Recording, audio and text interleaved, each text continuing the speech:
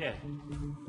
피서객들로 붐빈 부산 광안리 해수욕장에 이틀 전에 이렇게 북한군이 나타났습니다. 신고 전화가 들어왔고요. 경찰이 출동해 보니까 이 보수 성향의 청년단체 회원들이 이 북한의 인민군 목장을 하고 장난감 총을 들고 있었던 겁니다. 화면을 좀 더 자세히 보겠습니다. 남조선 인민들은 들으라.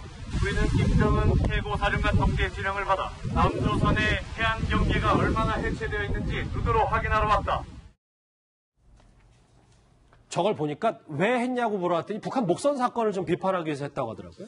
예, 이게 우리가 알고 계시는 그 전대협이 아닙니다. 이게 이제 그 어떤 풍자를 하기 위해서 이제 우파 쪽의 어떤 구성된 이제 단체인데요. 뭐 지난번 최근에도 어떤 북한의 어떤 그 대자보 같은 거를 뭐 학교에 붙인다든지 또 기업체에 가서 북한식 어떤 글자 쓰여지는 그걸 붙인다 했는데 아마 저희 광안리에 가셨던 분들 깜짝 놀랐을 겁니다. 그러게요. 북한 뭐 목장을 하고 저렇게 물에서 저렇게 나오니까 사실 국민들도 많이 놀라셨을 텐데 글쎄 모르겠습니다. 과연 뭐 저런 풍자 이게 어떤 면에서 보면 뭐 목선 사태를 풍자한다고 하는데 보는 분들 입장에서 보면 그렇게 썩 달갑지는 않았던 것 같습니다. 그러니까 위원장이 잠깐 언급하셨던 것처럼 지금 이제 더불어민주당의 원내대표인 이인영 대표가 있었던 그 1980년 전대협과는 뭐 전혀 다른 뭐 여기다 신체를 붙여놓긴 했는데 전혀 다른 조직인 거죠? 네, 이현종 의원도 전대협 세대입니다. 그렇죠. 그러니까 그때랑은 전혀 다른 거잖아요. 구정 차장. 네, 그렇습니다. 이게 1980년대 그 전대협은요, 각 단과대학 총학생회장들의 대표자들의 모임인 말 그대로 전국 대학생 대표자 협의회였고요. 지금 이 전대협이라고 활동하고 있는 분들은 이 보수 성향을 가지고 있는 그 대학생들이 모여서 이 정부를 좀 비판하기 위해서 어떻게 보면 약간 좀 급조된 뭐 실질적인 대표 모임이라기보다는 급조된 뭐 시민단체 성격의 모임이다 이렇게 볼 수 있을 것 같습니다. 근데 저런 실제 행동을 벌인 게 이번이 처음이 아니라 얼마 전에는 문재인 대통령을 뭐 어떻게 빗댄 행동도 했다는데 뭡니까 그거는?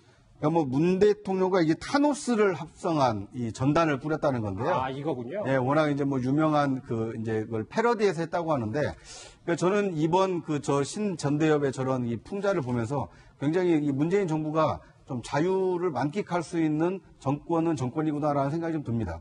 만약에 저걸 웃자고 하는 얘기를 정색을 하고 저걸 만약에 경찰이 단속을 해가지고 처벌을 한다라면 좀 이상해지지 않겠습니까? 예. 정부에 대한 비판을 굉장히 좀 자유롭게 하고 있구나. 뭐 그런 정도로 받아들이면 어떨까 싶습니다. 양 변호사님, 어쨌든 그 말씀처럼 이게 법적으로는 그렇게 큰 문제는 없는 건지 뭐 국가보안법 이런 것도 아닌 거잖아요. 그 국헌 문란을 목적으로 해야 된다는 건데 저 정도의 행사에 뭐 놀랄 수는 있지만 누가 봐도 해운대에 저렇게 옷 입고 돌아다니니까 실제 인물로 보기는 어렵잖아요. 그래서 경찰 입장에서도 이게 법으로 다스릴 대상은 아니다라고 봤습니다. 근데 어제 저희가 뉴스 말미에 다뤘던 게 이제 신림동 삐에로 사건이에요. 이렇게 물론 저기는 또 메시지가 다를 수 있겠지만 이렇게 유튜브에 뭔가 화제성을 일으키려고 하는 것 자체가 일반 시민들에게는 상당히 무서운 그리고 두려운 존재가 될 수도 있는데요. 그리고 또 범죄를 흉내내는 듯한 어떤 영상 같은 경우는 무항범죄를 실제로 불러올 수도 있거든요. 그러니까 저 사람은 노이즈 마케팅이라고 하지만 저런 걸 범죄자가 따라하지 말라는 법이 없지 않습니까? 예. 그래서 아직까지는 지금 새로운 어떤 현상들이라서 저걸 어떻게 법적으로 제재할 수 있을지 저기 뭐